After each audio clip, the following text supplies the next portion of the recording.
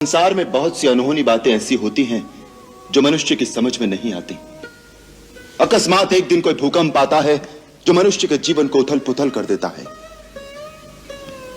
ऐसे समय किसी दूसरे को दोष नहीं देना चाहिए, उसे दैववश मानकर, अपना प्रारब्ध मानकर स्वीकार कर लेना चाहिए। आज जो हो रहा है वो होनी करा रही है।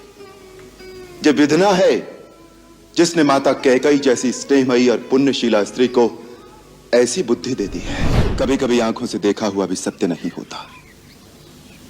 राजपद का प्रमाद साधारण मानव को हो सकता है, इंद्र जैसे देवता को भी हो सकता है, परंतु भरत का स्थान देवताओं से भी ऊंचा है। वो एक महामानव के रूप में महानता की परिसीमा है। जिस प्रकार खटाई की एक बूंद से क्षीर सागर का दूध नहीं फट सकता, उसी प्रकार अयोध्या तो क्या, त्रिलोक का राज्य भी भरत को दे दिया जाए तो भी उसे राजमत नहीं हो सकता।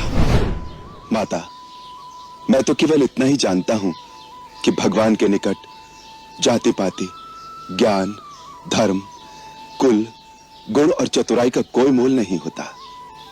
वो तो केवल भक्ति के नाते को ही सच्चा नाता मानते हैं। मैया, अपने पुत्र से अपनी ममता का मोल मांगने आई हैं? माता, यदि आपकी ममता का यही मोल है कि मैं जिसे धर्म मानता हूं उसका त्याग कर दूं, आप जिस रघुकुल की शोभा हैं उसकी कीर्ति में पिता का वचन भंग करके कलंक लगा दूं, तो कहिए, मुझे आपके चरणों की सौगंध है, मैं इसी समय अयोध्या लौट जाऊंगा। परंतु फिर मेरा जीवन रण से भागे किसी कायर की भांति एक तिरस्कारपूर्ण अस्तित्व, एक श्राप बनकर रह जाएगा। पिता और पुत्र का नाता प्रजा के मतामत से निर्धारित नहीं होता। इसी प्रकार भाई और भाई के बीच फैसले तलवार से नहीं किए जाते। भरत को मारकर जिस राज्य की तुम कल्पना कर रहे हो, तनिक सोचो कि उसका परिणाम क्या होगा। यदि अपने भाई ही न रहें तो राज्य के सुख भोग में क्या आनंद मिलेगा।